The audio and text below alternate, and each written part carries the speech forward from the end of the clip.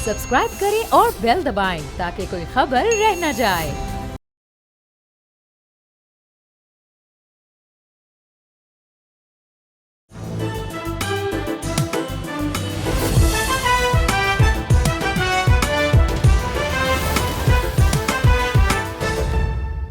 अस्सलाम वालेकुम नाज़रीन, you are watching debate with Nadia Mirza.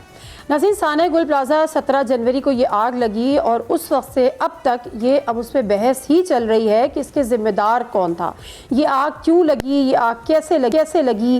अगर हम हुकूमती करता धरता की बात करें तो कल CM सिंध ने एक बड़ी जज्बाती और बड़ी गुस्सैली तकरीर तो की, लेकिन उन्होंने मलबा जो था वो माजी में जो जिन ओहदों पे लोग थे, यानी वो मेयर कराची जिनमें फ़ारूक सत्तार साहब भी शामिल हैं, जिसमें नेमतुल्ला खान साहब भी मरहूम शामिल हैं, अल्लाह ताला उनको जन्नतुल फिरदौस में जगह अता करे, उनकी मग़फ़िरत करे। लेकिन सवाल यह है कि क्या एहतसाब जो है वो दिहाइयों पहले शुरू होगा या एहतसाब अभी का किया जाएगा या इंसाफ अभी का किया जाएगा। सिंध हुकूमत अपने ऊपर कोई जिम्मेदारी लेने को किसी तौर तैयार नहीं है। आज भी खबर ये आई कि जी एक FIR, जिस तरह से कल CM सिंध ने अपनी तकरीर में कहा था कि FIR दर्ज कराने का हुक्म दिया था, आज इतलात है कि FIR तो दर्ज हो गई है, लेकिन वो नामालूम के खिलाफ हुई है क्योंकि इसका कोई तयन ही नहीं किया गया। एक मामला तो ये है क्योंकि सिंध हुकूमत इसकी कोई जिम्मेदारी लेने को तैयार नहीं है, वो अभी भी इस पे फंसी हुई है कि NOC किसने दिया और लीज किसने करी। इससे बढ़कर जब सवाल हम ये करते हैं कि भाई आग कैसे लगी, अगर वो चीज़ें माजी में हो गई थी तो वो रीन्यू NOCs कैसे हुए, आपका सिंध बिल्डिंग कंट्रोल अथॉरिटी किधर सोया हुआ था, दीगर जो इदारे हैं वो किधर सोए हुए थे, फायर ब्रिगेड की तश्कील नौ क्यों नहीं की गई थी, वहाँ पे इनकॉम्पिटेंसी क्यों हमें देखने को आई। तो यहाँ पर सवाल ये होता है कि जिस सियासत हो रही है उस चीज़ से तक़वियत उनके मौक़िफ़ को यहाँ पर इसलिए भी मिली कि जब हमने ये देखा कि ये मामला जब असेंबली में उठा तो ख्वाजा आसिफ साहब ने 18वीं तरमीम पे बात की। अच्छा, 18वीं तरमीम पे भी अचानक बात नहीं हुई, जब 27वीं आईनी तरमीम आ रही थी उस वक्त से ये बातें हो रही थी। और अगर आपको याद हो कि जब ये मुसव्वदा शुरू में पेश हुआ था तो उसमें NLC पे कट लगाने की बात भी हुई थी, जो फाइनेंशियल इश्यूज फेडरल को कैपिटल को फेस करने पड़ते हैं उन पे भी बात हुई थी। एजुकेशन और हेल्थ जो मिनिस्ट्रीज थी उनको वापस वफाक में लेने की भी बात हुई थी। उसके बाद जब पीपल्स पार्टी के साथ बैठ के मामला तय हुए तो ये शिक़ें वहाँ से हटा दी गई। फिर ये गूंज सामने आई कि जी अब नए सूबे भी बनेंगे और ये सारी चीज़ें भी होंगी, लेकिन वो 28वीं तरमीम में होगी। तो ये जो 18वीं तरमीम रोल बैक वाला मामला है, ये सिर्फ साने गुल प्लाजा से शुरू नहीं हुआ, लेकिन इससे बात आगे करते हैं। जो सियासत है फेडरल को आप कैपिटल कराची को आप फेडरल टेरिटरी में दे दें, ये एक मुतालबा MQM का सामने आ गया और फिर एक ब्लेम गेम शुरू हो गया। कराची का इशू है क्या?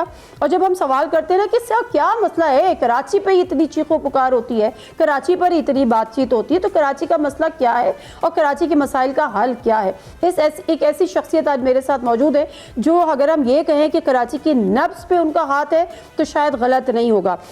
साबिक़ वफाकी सेक्रेटरी हैं, केयर टेकर सेटअप में भी हम वजारतों पर शामिल रहे। यूनुस धागा साहब हमारे साथ मौजूद हैं। अस्सलाम वालेकुम यूनुस धागा साहब। इस्लाम नादिया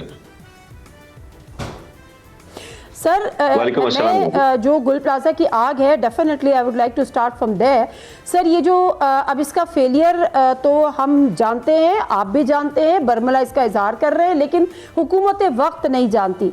आज भी जब FIR करती है तो वो नामालूम अफराद के खिलाफ करती है कि जी बाद में देखेंगे।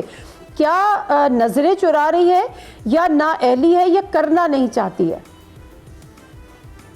देखिए नादिया, काफ़ी इसके ऊपर डिस्कशन हुई है ना, आप सबने इस पर डिस्कशन की है, तमाम चैनल्स के ऊपर बातें हुई हैं, लोग साइट पे गए, उन्होंने लोगों से वहाँ इंटरव्यू किए हैं, तो चंद चीज़ें बिल्कुल सामने आ गई कि इसको जो भी रिस्पांस मिला वो ज़्यादा। आग क्यों लगी इसका कहना तो मुश्किल है। कोई कहते हैं बच्चे खेल रहे थे, इस वजह से कोई लाइटर से उससे आग लग गई, मुख्तलिफ इसके ऊपर राय ली जा रही है। कोई शॉर्ट सर्किट की भी शुरू में बातें हुई थी।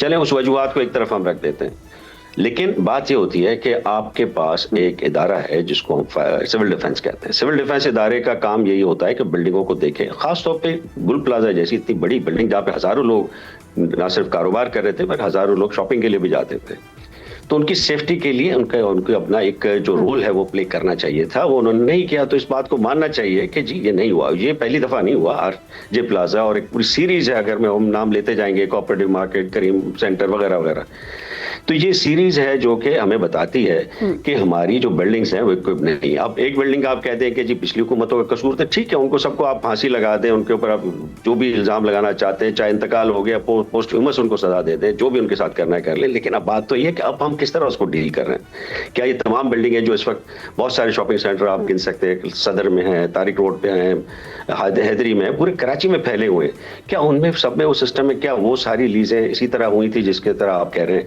ठीक है, जो अगर गलत लीजें हुई हैं उनका आप इल्जाम जिसके भी रखना चाहें, लेकिन अब सिक्योरिटी और सेफ्टी तो सिविल डिफेंस का काम है। इस वक्त जो आपकी बिल्डिंग कंट्रोल अथॉरिटी, उसको देखना चाहिए कि एग्जिट के रास्ते बने हैं नहीं बने, उसको प्रॉपर्ली उसको इम्प्लीमेंट कराएं। फिर बात आती है आपकी जो फायर डिपार्टमेंट है। अब फायर डिपार्टमेंट को आप देख लें कितना इल इक्विप्ड है। अब सबने बात कर ली कि जी लाख के ऊपर एक स्टेशन होना चाहिए, आपके पास सिर्फ 28 स्टेशन है, जिस 200 के बजाय 300 के बजाय हमारे पास सिर्फ 28 स्टेशन हैं। जो हमारे वर्केबल जो गाड़ियां हैं वो 30-40 हैं, वो भी वो हैं जो कि वफाकी हुकूमत ने हमें दी थी। तो सिंध हुकूमत को ये अपनी जिम्मेदारी लेनी चाहिए थी। मुझे बड़ी तवक्को थी कि जब सिंध से में बात होगी तो हमें एक पूरा वे फॉरवर्ड बताया जाएगा कि जी ये सारी मसाइल नजर आए हमारे जो। अब ये देखें ना, जो फायर फाइटिंग के लिए जो लोग जाते हैं उनके पास प्रॉपरली यूनिफॉर्म नहीं है, गियर्स नहीं है, उनके पास मास्क नहीं है, वो अंदर जा नहीं सकते। बाहर से बैठे हुए वो पानी फेंक रहे थे, उनका काम था अंदर जाते, अंदर वो जा नहीं सकते थे क्योंकि उनके पास गियर नहीं था। आपको पता है 2 साल पहले कोरंगी में 4 हमारे फायर फाइटर शहीद हो गए थे केमिकल फैक्ट्री में आग बुझाते हुए। उनको लिए कहा गया कि 50 लाख इनको देंगे और उनकी एक किसी वारिस को नौकरी भी देंगे। ना उनको 50 लाख 2 साल में मिले, ना वारिस को नौकरी मिली। तो इस तरह से अगर हम अपनी टीम को डिमोरलाइज रखेंगे तो अंदर जाके कैसे फाइट करेंगे? ना उनके पास इक्विपमेंट है, ना उनको हम जो पहले शहीद हो चुके हैं उनका हमने ख्याल रखा है। तो ये सारी चीज़ों के ऊपर मुझे तवक्को थी कि असेंबली के अंदर बहुत एक अच्छा बयान दिया जाएगा कि हम इस तरह से अब इसको इक्विप कर रहे हैं, हम इनकी ट्रेनिंग कर रहे हैं, हम जो फायर फाइटर्स कम हैं उनकी तादाद बढ़ा के जो 500 हैं, कराची जैसे शहर में 12-15 हज़ार होने चाहिए थे, तो हम उसको बढ़ा रहे हैं। इस तरह से हम मजीद ले आएंगे टेंडर्स, तो हमें कोई इत्मीनान होता कि चलें जहाँ पे वो बेचारे इतने शहीद हो गए तो उनकी कुर्बानियाँ रायगा नहीं गई, उनकी अमवात रायगा नहीं गई। लेकिन हमें यही लगता है कि ब्लेम गेम ही चलता रहेगा, एक पार्टी दूसरी पार्टी को ब्लेम करती रहेगी और कराची वालों का कोई फिर वारिस नहीं है। Very true sir. और जो फायर फाइटर्स शहीद होते हैं तो ये तमगे भी हुकूमत वक्त अपने सीने पे लगा लेती है, उसका जवाब ये देती है कि देखिए जी इदारे काम कर रहे थे जब भी तो फायर फाइटर्स शहीद हुए। वो ये नहीं देखते कि जो आपने वजूहात बताई हैं कि वो उनके पास गियर्स प्रॉपर नहीं होते, उनके पास वो मास्क नहीं होते, उनके पास वो कॉस्ट्यूम्स नहीं होते, वो फुल ड्रेसेस नहीं होते।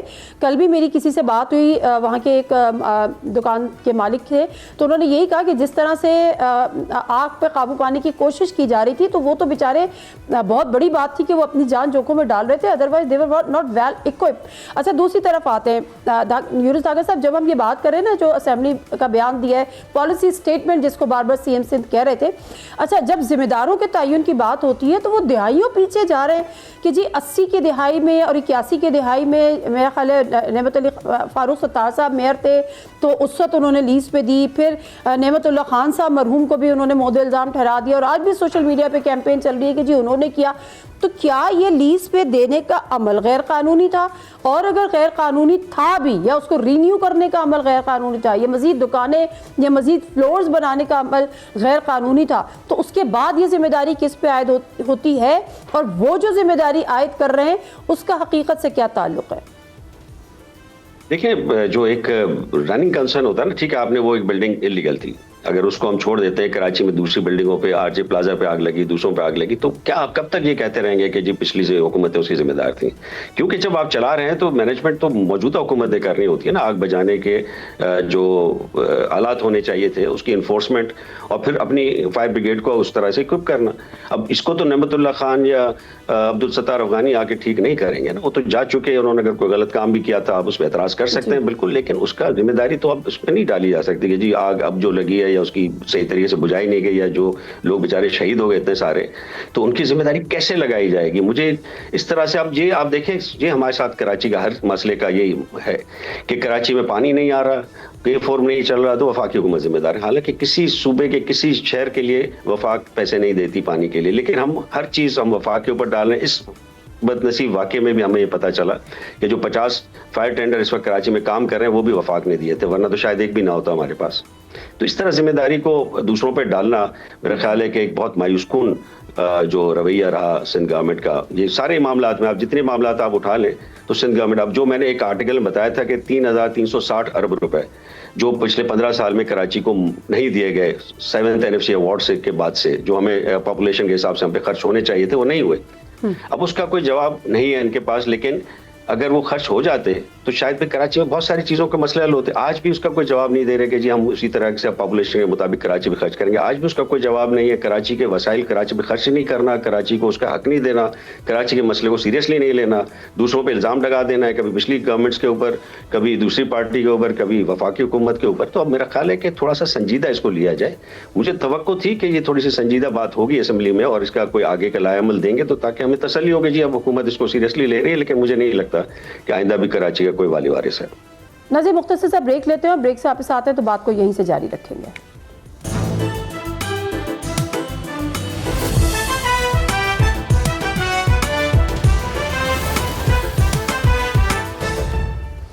प्रोग्राम में एक दफ़ा फिर आपको खुश आमदीद। अभी जो रिसेंट बिलावल भुट्टो ज़रदारी ने जो एक सिंध विजन एक ब्रीफिंग दी कि सिंध में तो ये भी हो रहा है, सिंध में तो वो भी हो रहा है, मैंने भी वो अटेंड की। वहाँ पे उन्होंने बताया कि जी हमारा तो इतना रेवेन्यू का कलेक्शन है जो फेडरल से भी ज़्यादा है, तो हम तो अच्छा कर रहे हैं, फिर भी हमसे NFC पे कट लगाने की बात हो रही है। बजाय इसके कि हमें अप्रिशिएट किया जाए, इनकरेज किया जाए, हमें पनिश दी जा रही है। अगर ये क्लेम सच मान लेते हैं बिलावल भुट्टो ज़रदारी साहब का कि उनका जो रेवेन्यू जो कलेक्शन है वो बहुत ज़्यादा है, सिंध की वफाक से भी ज़्यादा है, दीगर सूबों से भी ज़्यादा है, लग कहाँ रही है और कराची पे क्यों नहीं लग रही फिर? और जमा भी कराची से ही हो रही है। ये भी बात आप पूछ लेते हैं कि 95% उसमें से कराची से ही और जमा भी कराची से हो रही है। एग्जैक्टली जी, तो वो कराची है जो वफाक को भी बड़े दिल से देता है और वो सिंध गवर्नमेंट को भी देता है, जिसका दोनों बड़ा वो क्रेडिट भी लेते हैं कि जी हमने टैक्स जमा कर लिया, टैक्स बढ़ा लिया। लेकिन अब यह है कि वक्त आ गया है कि समझें कि कराची के ऊपर अगर आप अखराजात नहीं करेंगे, कराची का इंफ्रास्ट्रक्चर ठीक नहीं होगा। लोग यहाँ से जा रहे हैं, हम सबको पता है, यहाँ से इन्वेस्टमेंट जा रही है।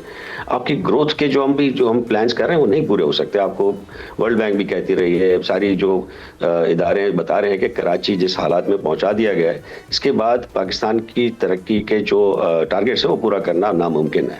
तो अगर वफाकी हुकूमत और सूबाई हुकूमतें इसको सीरियसली नहीं लेगी और ये सिर्फ ब्लेम गेम करती रहेंगी। अब आप ये बताइए कि अब हेल्थ की बड़ी बात की जाती है कराची में, आप मुझे बताइए कि कराची में आखिरी सरकारी अस्पताल कौन सा नया बना था? अब्बासी शहीद हॉस्पिटल, जो कि 1969 में अयूब खान के दौर में शुरू हुआ था बनना और भुट्टो साहब ने उसका इफ्तिताह किया था 1974 में। उसके बाद से कराची में सेपरेट हॉस्पिटल आज तक कोई भी नया नहीं बना। कराची की आबादी 10 गुना हो चुकी है।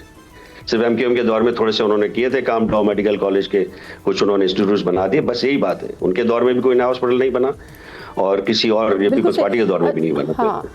तो अब ये हेल्थ की फिर हम कैसे बात करते हैं? अब ये जो सारे इदारे अब जो बात हो रही है ना, सॉरी मैं आपकी बात काट रही हूँ, अब थोड़ा सा और आगे बढ़ जाती हूँ। अब बात हो रही है कि ये 18वीं तरमीम गलत थी, 18वीं तरमीम को रोल बैक करने की, प्लस एक मुत्तहिदा ने एक और आइडिया फ्लोट कर दिया। उन्होंने कहा कि जी जो कराची है उसको फेडरल टेरिटरी में दे दिया जाए। कितना मुतालबा ये दुरुस्त है और इज इट रियली डूएबल? नहीं, मैं नहीं समझता कि ये डूएबल है, क्योंकि जिस तरह 148 और 149 का हवाला दिया था मुस्तफ़ा कमाल साहब ने, तो वो उसका कोई भी इस तरह से अलग से इलाका बना के वफाक को आप नहीं दे सकते। और दूसरी बात यह है कि ये बिल्कुल ही एक गलत सोच होगी कि हम एक वफाकी टेरिटरी बन जाएं और फिर इस्लामाबाद में अपने कामों के लिए धक्के खाएं और वहाँ पे जाके हम अपनी रिक्वेस्टें डालें। तो मेरा ख्याल है कि कराची का सिर्फ और सिर्फ इलाज लोकल सेल्फ गवर्नमेंट है जो फौरी तौर पर हो सकता है। अब ये देखें ना, क्यों बातें हो रही है 18वीं तरमीम की, क्यों बातें हो रही हैं अलग सूबा बनाने की या अलग टेरिटरी बनाने की? ये इसी वजह से हो रही है कि आप कराची को जो 18वीं तरमीम बनी थी आपकी डिवोल्यूशन के लिए, इख्तियारात की निचली सतह पे मुंतकिली के लिए, लेकिन हुआ ये कि 18वीं तरमीम में सूबों के पास तो सारे इख्तियारात आ गए वफाक से, लेकिन जो उससे पहले सूबों से लोकल गवर्नमेंट के पास थे मुशर्रफ के दौर में, जो डेवोल्यूशन हो चुकी थी लोकल गवर्नमेंट्स को, वो रिवर्स की गई, वापस की गई, जिसकी वजह से आज 18वीं तरमीम पे एतराज़ात उठाए जा रहे हैं। तो अब होना क्या चाहिए था? होना ये चाहिए था कि जो हमारी लीडरशिप है सिंध की, वो खड़े होते, वो कहते कि हाँ 18वीं तरमीम को हम उसके मंतकी अंजाम पे पहुंचाएंगे, जो रिवर्स हुआ था हम उसको वापस करेंगे, दे देंगे लोकल गवर्नमेंट्स को, ताकि कराची के लोग अपने मामलात को खुद ठीक करें, कराची को हम रिसोर्सेज देंगे। अब ये बातें हम नहीं करते, हम बातें कहते हैं कि जी NFC को कुछ नहीं होने दे। भाई NFC को आप ना होने दें, लेकिन NFC के तहत जो आपको पैसे मिलते हैं वो PFC तो करें। प्रोविंशियल फाइनेंस कमीशन कराची में, सिंध में 2009 से नहीं हुआ। अब 16 साल से आप प्रोविंशियल फाइनेंस कमीशन को रोक के बैठे हैं, लेकिन एनएफसी को आप कहते हैं कि जी बड़ी एक आसमानी सहीफा है। तो भाई आपकी एनएफसी, आपकी जो 18th अमेंडमेंट है, उसको तभी तकवीत मिलेगी जब आप 18वीं तरमीम के तहत 140A को प्रॉपरली नीचे तक निफाज करेंगे, लोकल सेल्फ गवर्नमेंट की तरफ आएंगे, और उसके साथ साथ आप जो इस वसाइल हैं, माली वसाइल, वो भी एनएफसी से पीएफसी के जरिए लेंगे। और ये सिर्फ कराची की बात नहीं है, तमाम आप सिंध के जो ज़िले हैं, जो वहाँ की म्यूनसिपल कमेटीज है, सबका बहुत बुरा हाल है। तो ये अब लोकल सेल्फ गवर्नमेंट की तरफ जाएं तो फिर एतराज़ात नहीं आएंगे, एनएफसी के ऊपर भी एतराज़ात नहीं आएंगे आपके 18वीं तरमीम पर, और एतराज़ात नहीं आएंगे नए सूबे या अलग से फेडरल टेरिटरी बनाने के। लेकिन जब तक आप ये नहीं करेंगे और आप ये कहेंगे कि जी हम वसाइल भी नहीं देंगे, इख्तियारात भी नहीं देंगे, कराची में कोई काम भी नहीं करेंगे, और लेकिन फिर ये कि हमसे कोई बात ना करे कि जी अब इसके लिए कोई नए जो दूसरे हल आ रहे हैं कि 18वीं तरमीम दूसरे, मैं उनके किसी के भी हक में नहीं हूँ। लेकिन अगर आप ये नहीं करेंगे, अगर आप 18वीं तरमीम को ठीक करके 140A को प्रॉपरली लोकल सेल्फ गवर्नमेंट की तरफ नहीं ले जाएंगे, आप इन मुतालबात को रोक नहीं सकेंगे। ठीक है। यूनुस आगा साहब, एक लास्ट क्वेश्चन वो ये कि ये भी एक की फैक्टर है कराची के मसाइल का कि कराची की डेंस पॉपुलेशन है, 3-4 करोड़ की आबादी है एक ही शहर की, और डेफिनेटली बड़ा मुश्किल है उसको मैनेज करना। लेकिन जब मज़ीद सूबों की बात हो, चाहे वो एडमिनिस्ट्रेटिव बेसिस की बात हो, तो सिंध गवर्नमेंट तो है वो तो आपको पता है मरने मारने पर उतर आती है। क्या इसका हल है, और why the Sindh government is so insecure and very against the more provinces? देखिए, ये जो सूबों की जो बात है, तमाम जो आप ममालिक को देख लें, वो इस तरह सूबे बनते रहते हैं वहाँ पे, और नए सूबों को बनाना कोई उस तरह से जिसको मरने मारने का मामला नहीं होना चाहिए। लेकिन अगर सिंध गवर्नमेंट चाहती है कि ये ना हो, या सूबों के मुतालबात को बंद किया जाए, या उसकी डिस्करेज किया जाए उसको, तो फिर उनको आगे बढ़ के डिवोल्यूशन की तरफ जाना होगा, लोकल सेल्फ गवर्नमेंट की तरफ जाना होगा, उनको वसाइल देने होंगे, उनको इख्तियारात देने होंगे। और ये जब तक नहीं करेंगे, ये बातें होती रहेंगी, क्योंकि इनका, जैसे मैंने अर्ज किया पहले भी, कि 18वीं तरमीम को लेके जाएं सूबों तक, जिलों तक लेके जाएं। बल्कि मैं कहूँगा जैसे कराची बहुत बड़ा शहर है, किसी एक मेयर की बस की बात भी नहीं है उसको चलाना, तो आप टाउन्स को ज्यादा से ज्यादा इख्तियारात दें, आप यूनियन काउंसिल्स को मजीद इख्तियारात दें, ताकि लोगों को मसलों के एक डोर पे हल हो। आप देखिए कराची का जो हाल है, अब कराची में जो चंद प्रोजेक्ट्स हैं वो भी इनसे नहीं चल रहे। अब ये कब तक ये जिद करते रहेंगे कि जी हम इसको प्रोविंशियल लेवल पे चलाएंगे? अब कर दें, इसको सबको डिवॉल्व कर दें और चलने दें, सिंध को भी चलने दें, सिंध के दूसरे शहरों को भी चलने दें, कराची को भी चलने दें। सर, पूरे मुल्क में इस मज़ीद सूबों की शदीद ज़रूरत है, और ये कहा भी जा रहा है कि आने वाले वक्त में मज़ीद सूबे बनेंगे। आपको ये बनते नज़र आ रहे हैं, और आपको इनकी कितनी ज़रूरत महसूस हो रही है, इंक्लूडिंग सिंध? देखिए, बनाना तो बहुत मुश्किल है, क्योंकि जिस तरह आइन के अंदर जो इसका रखा गया है, इसका तरीक़ाकार, उसमें तो सूबों से 2/3 और आपको अक्सरियत के साथ एक करारदाद पास करानी होगी, फिर इसको पार्लियामेंट से पास करानी होगी। तो यकीनन सूबों में जो अक्सरियत में जो पार्टियां हैं वो नहीं चाहती फिलहाल इसको काम को करने के लिए। लेकिन मैं आपको फिर भी यही दोबारा इसको कहता हूं कि अगर लोकल सेल्फ गवर्नमेंट की तरफ जाएंगे तो सूबों की शायद जरूरत ना रहे, ज्यादा से ज्यादा आप इख्तियारात दें लोकल गवर्नमेंट्स को। जिस तरह मेयर होते हैं सारी दुनिया में बड़े बाइख्तियार होते हैं, हमारा मेयर तो बेचारा वो, उसके पास तो कचरा उठाने का इख्तियार भी नहीं, सिंध सॉलिड वेस्ट मैनेजमेंट भी एक वो सूबाई महकमा बन चुका है। तो अगर इसको इस तरह अगर डिवॉल्व नहीं करेंगे तो फिर सूबों के अलावा और कोई रास्ता क्या बचता है, आप मुझे बताइए।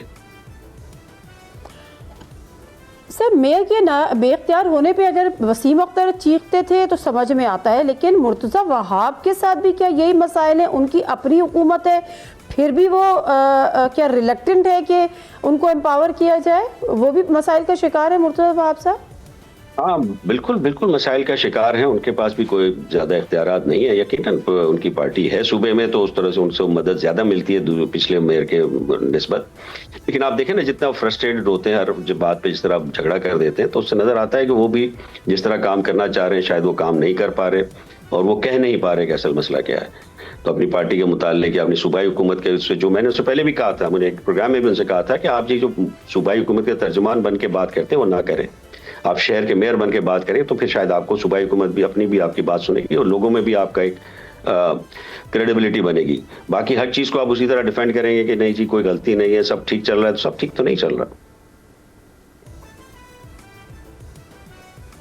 ठीक है, बहुत शुक्रिया यूनुस आगा साहब आपके इस टाइम का और गुफ्तगू करने का।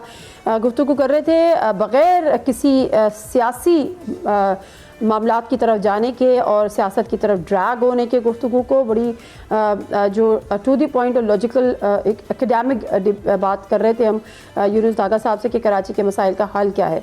अगर पीपल्स पार्टी जो है वो शदीद खिलाफ है कि मज़ीद सूबे बने तो उसके लिए ज़रूरी है कि 27वीं आईनी तरमीम में भी MQM ने एक अपनी सिफारिश दी थी और उसमें कहा था कि जो आर्टिकल 140 के तहत सूबाई जो बल्दियाती हुकूमतें हैं उनको एम्पावर करें, लेकिन उस पर भी पीपल्स पार्टी तैयार नहीं है। और यूनुस दागा साहब ने जो बेख्तियार मेयर की बात की है तो ये रोना सिर्फ वसीम अख्तर साहब का नहीं था। इत्तलात यही है कि मुर्तज़ा वहाब साहब भी कम बेख्तियार नहीं है और जो वो जाए हादसा पर लेट पहुँचे थे वो भी उनकी पार्टी के अंदरूनी मामलात की वजह से वो उस सब भी फ्रस्ट्रेटेड थे और गुस्से में थे।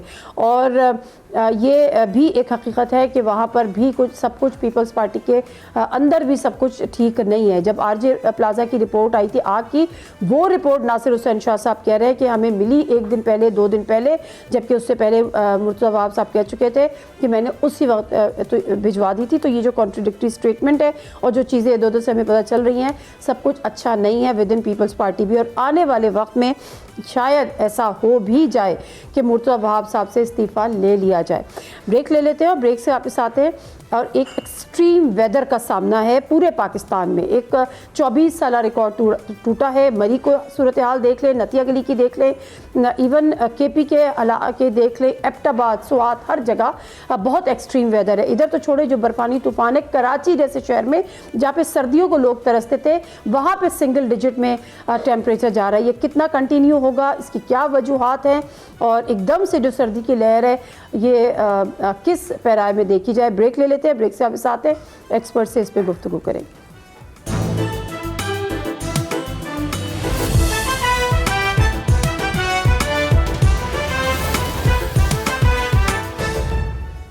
जिन्होंने से प्रोग्राम एक दफ़ा फिर आपको खुशामदीद कहते हैं और यहाँ पर हम बात कर रहे हैं ये मौसम की बदलती सूरत हाल की। ना सिर्फ कराची बल्कि जो गलियात हैं, जो मरी है, जो आगे आप खैबर पख्तूनख्वा चले जाएं, शदीद सर्दी की लहर है, बर्फानी तूफ़ान है। कराची जैसे शहर में जो है वो डिजिटल उस पर चला गया है, नंबर्स पे वेदर। तो ये मामलात क्या हैं? दानिश बेग साहब ने हमें ज्वाइन किया है जो है वेदर वाले के मेट्रोलॉजिस्ट हैं, क्लाइमेटोलॉजिस्ट हैं। उनसे ज़रा गुफ्तगू करते हैं। अस्सलाम वालेकुम दानिश बेग साहब। वालेकुम अस्सलाम। दानिश बेग साहब, मैं ज़रा कराची से जिक्र करती हूँ।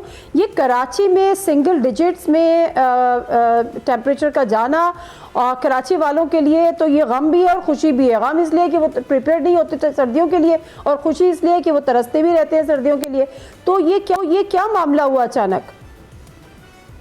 हाँ जी, इस तरह है कि एक वेस्टर्न डिस्टर्बेंस, जिसको मगरबी हवाओं का सिलसिला कहते हैं, तकरीबन पिछले 3 दिनों से मुल्क के मुख्तलिफ इलाकों पे असरअंदाज हो रहा है। तो अगर खुसूसन कराची की बात करूँ तो कराची का जो वेदर है वो कोयटा के वेदर से काफ़ी ज़्यादा लिंक है। कोयटा कलात सिटी में 2020 जनवरी 2020 के बाद 6 सालों के बाद ये परसों वाले दिन बर्फबारी रिकॉर्ड हुई है, जो कि 6 साल के बाद बर्फबारी हुई है।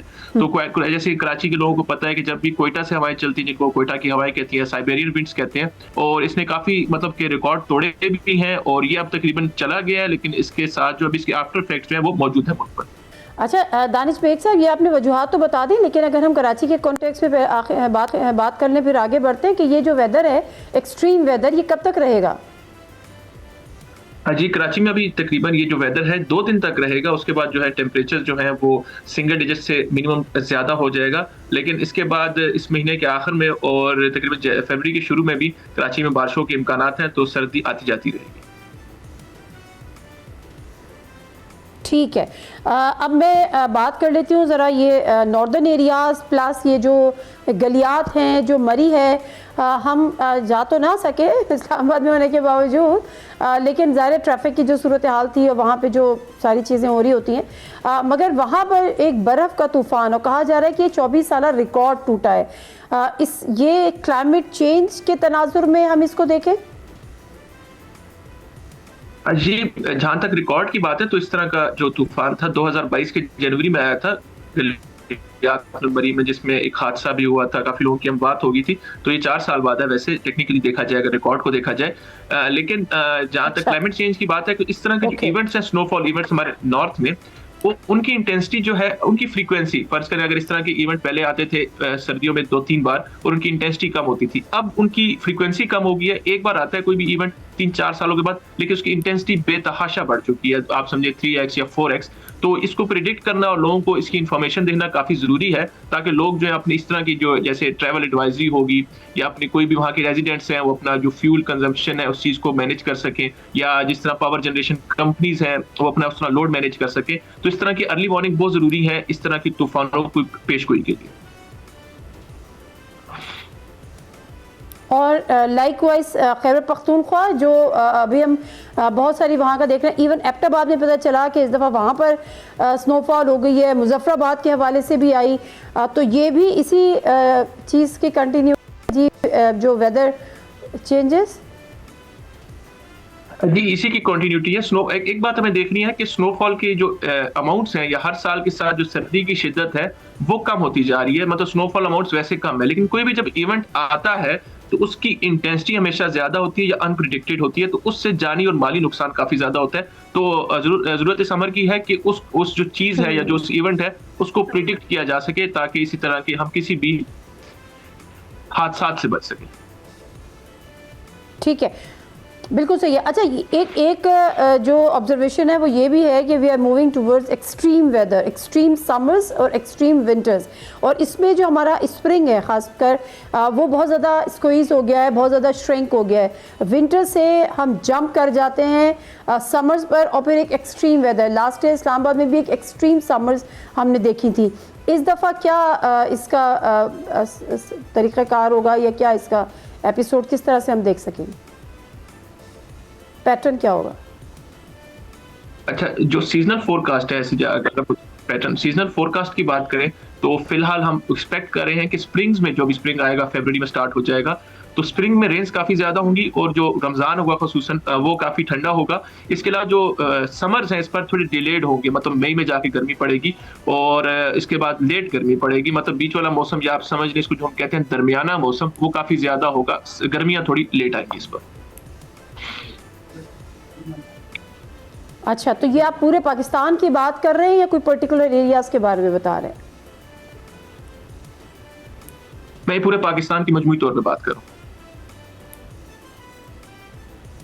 ठीक है। अच्छा, बारिशों को लोग बहुत ज़्यादा तरस गए थे और तरस गए हैं, मतलब महीनों हो जाते हैं बारिशें नहीं होती। अगर इस्लामाबाद की बात करें, दीगर ऐसे शहरों की जहाँ पे तकरीबन हर हफ्ते या हर महीने बारिशें होती थी, अब नहीं हो रही हैं।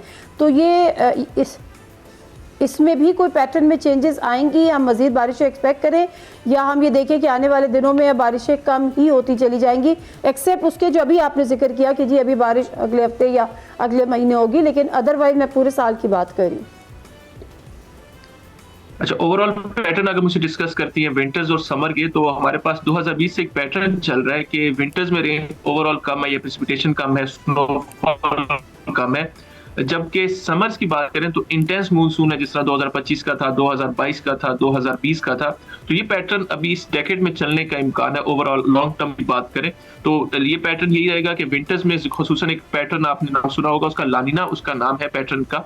तो उसकी वजह से विंटर्स में रेनफॉल कम होती जा रही है और तकरीबन समर्स में काफी इंटेंस फ्लडिंग मानसून होता है। तो ये पैटर्न इस डेकेड रहेगा, और ये पैटर्न्स जो होते हैं इस तरह के, ये 7-7 साल 8-8 साल चलते हैं, उसके बाद फिर ये फ्लिप हो जाते हैं। तो उसके बाद फिर देखेंगे अगला पैटर्न क्या बनता है। तो फिलहाल इस तरह का पैटर्न कंटिन्यू रहेगा नेक्स्ट कमिंग ईयर्स में।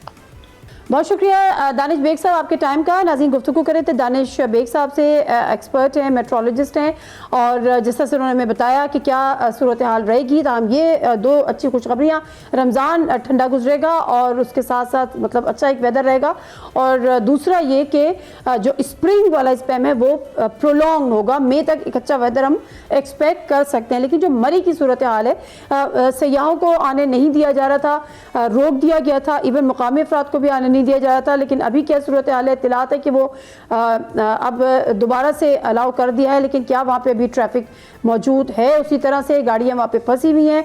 हमारे नुमाइंदे हैं आरिफ सईद, मरी से उन्होंने हमें ज्वाइन किया है। आरिफ सईद, ज़रा मुझे मरी की सूरत हाल बताइएगा कि क्या वहाँ पर अभी भी सयाहों का रश उसी तरह से मौजूद है और ट्रैफिक की क्या सूरत हाल है? हाँ जी, बिल्कुल। गुज़श्ता दौरों से बल्कि मरी का जो है वो सेव की वसों पर पाबंदी आयद कर रखी थी कि मरी में किसी किस्म की गाड़ी नहीं दाखिल हो सकती सेव की, जिस पर लोकल अफराद भी उनको भी रोक दिया गया था कि मरी में दाखिल नहीं हो सकते बर्फबारी की वजह से। लेकिन आज जो है ना वो सुबह 10 बजे इंतजामिया ने DPO मरी, DC मरी ने उन्होंने यहाँ पर रास्ते खोल दिए हैं और इस टाइम सेव की काफी तादाद जो मरी की तरफ आ रही है। मरी के यहाँ पर तमाम रास्ते जो है वो दाखिली और खारजी रास्ते उन्होंने हाईवे मशीनरी ने क्लियर कर दिए थे, जिसके बायस सेव की जो लंबी लाइनें लगी हैं गाड़ियों की और स्याह जो है जोग दर जोग जो मरी की तरफ आ रहे हैं। स्याह जो है वो यहाँ के दिलफरूब मौसम और धूप निकली भी है आज, इस वजह से मौसम इंतहाई खुशगवार है और स्याह जो है वो इस खुशगवार मौसम में और खूबसूरत और हसीन नज़ारों से जी भर लुत्फ़ हो रहे हैं। स्याह भी जो ना मरी आने पहुंच रहे हैं और यहाँ पर मुख्तलिफ होटलों में काम कर रहे हैं। सैयाह तो आ रहे हैं और आप बता रहे हैं जोक दर जोक आ रहे हैं, क्योंकि जब वो जोक दर जोक आ जाते हैं वो तो लुत्फ़अंदोज़ हो रहे हैं, लेकिन बाद में ये उनको बड़ी महंगी भी पड़ सकती है। पहले भी इसी तरह से आपने पूरा आने दिया, उसके बाद आप एडवाइजरीज जारी कर रहे हैं कि जब यहाँ पे कोई नहीं आ सकता, बर्फ़ का वहाँ पे तूफान था, लोगों की बेतहाशियाँ जो हमने फुटेजेस देखी, एक लंबी लाइन थी गाड़ियों की जो कि उसमें फंसी हुई थी। तो क्या ये मुनासिब है कि आप एक लिमिट कर दें कि जी इतनी गाड़ियां आएंगी, उसके बाद कोई चेक एंड बैलेंस वहाँ पर है? कुछ ये बताया गया है कि इस ज़रूरत से ज़्यादा अगर एकदम से पे वो ट्रैफिक आ जाएगा तो सूरत हाल ख़राब हो सकती है, ऐसी कोई एडवाइजरी जारी की जा रही है? जी एडवाइजरी भी जारी की है कि स्याह जो है वो यहाँ पर अगर आए तो अपने साथ एहतियाती तदबीर के साथ आए, रोड के साइडों पे गाड़ी खड़ी ना करें और ट्रैफिक रवानी जो बरकरार रखें, किसी जगह पे सड़क पर रुकावट ना बने। और इसी तरह अगर स्याह मरीज जो अगर आते हैं तो उनको यहाँ पर एडवाइजरी भी और साथ गाइड भी कर रहे हैं। यहाँ पर गवर्नमेंट की जानिब से 13 फैसिलिटेशन सेंटर जो है ना वो कायम है, वहाँ पर बाकायदा स्याह को गाइड किया जाता है। अगर किसी को मुश्किलात आती हैं तो वहाँ पर उसके पास पहुंच जाते हैं, तो उसको वहाँ पर रेस्क्यू भी करने के लिए 13 फैसिलिटेशन सेंटर इसीलिए बनाए गए हैं कि तो अगर कोई स्याह फंस जाता है, बर्फ में फंस जाता है या कुछ ऐसा मामला होता है तो वो फैसिलिटेशन सेंटर जो अमला बैठा है वो रेस्क्यू 112 महकमा हाईवे, महकमा रेस्क्यू जंगलात और दीगर जो ना वो इंतजामिया के लोग बैठे हुए हैं जो इस किसी भी हंगामी सूरत से निपटने के लिए बैठे हुए हैं। अगर किसी स्याह को परेशानी आती है तो वो फौरी तौर पर वहाँ पर पहुंच जाते हैं। और यहाँ पर बहुत अच्छी बात है, यकीनन शुड बी अप्रिशिएटेड। आरिफ, एक और चीज़, ऐसे मौक़ों पे हम ये देखते हैं कि जो होटल्स के जो किराए हैं ना वो बहुत आसमान से बातें करने लग जाते हैं, लोग मुँह मांगे अपने किराए वसूल करने लग जाते हैं और जो सयाह होते हैं उनकी मजबूरी से फ़ायदा उठाया जाता है। इस पर कोई कंट्रोल किया है हुकूमत ने? जी बिल्कुल, इस हवाले से डिप्टी कमिश्नर मरी आगा ज़हीर शिराजी ने एक इजलास मुनक्कद किया था जिसमें होटल एसोसिएशन, अंजुमन ताजरान और दीगर जो ना वो तंजीमें मौजूद थी और उन्हें स्पेशली हिदायत दी गई थी कि आपने किसी स्याह के साथ ज्यादती नहीं करनी, अगर किसी के साथ ज्यादती की गई तो उसके साथ सख्ती से निपटा जाएगा। इस तरह के काफी ज्यादा मामला, लेकिन गुज़श्ता 2 रोज से जो है ना वो रास्ते बंद थे तो इस वजह से होटल सारे खाली पड़े हुए हैं। होटलों में कमरे जो ना वो बेइंतहा कमरे यहाँ पर खाली पड़े हुए हैं और इस टाइम जो अगर देखा जाए ना तो खाली होटल की वजह से यहाँ पर रेट बहुत कम है और मुनासिब रेट है। यहाँ पर हर किस्म के कमरे हैं, या 2000 से लेके तो 50,000 रुपए तक कमरे मिल जाते हैं, 5 स्टार होटल तक यहाँ पर है। तो जिसकी जितना बजट होता है उसके मुताबिक वो यहाँ पर कमरे ले लेते हैं, तो फैसिलिटी के हिसाब से ये कमरे सारे होते हैं। और ठीक है, बिल्कुल ठीक है आपका आरिफ सईद, बहुत शुक्रिया आपके टाइम का। हमारे नुमाइंदे थे आरिफ सईद जो सूरत हाल बता रहे थे, और वजह ये था कि हमने देखा था कि पिछले 2-4 साल पहले जो इसी वेदर में गाड़ियाँ वहाँ पे फंसी थी और ये सारी सूरत हाल थी, लेकिन अगर कंपैरेटिवली मैनेजमेंट बेहतर है तो यकीनन एक अच्छी बात है। प्रोग्राम से दीजिए नादिर मिर्ज़ा को इजाज़त, अल्लाह हाफ़िज़।